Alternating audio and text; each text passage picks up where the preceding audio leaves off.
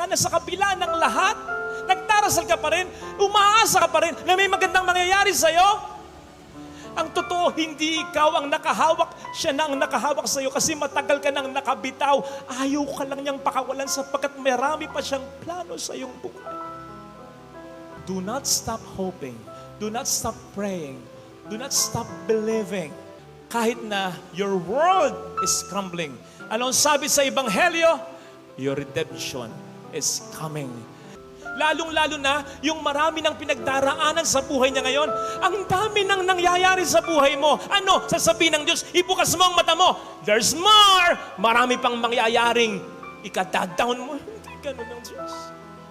Kung marami nang nangyari sa iyo and yet you're still believing, God is telling you, keep watch. Your redemption is coming.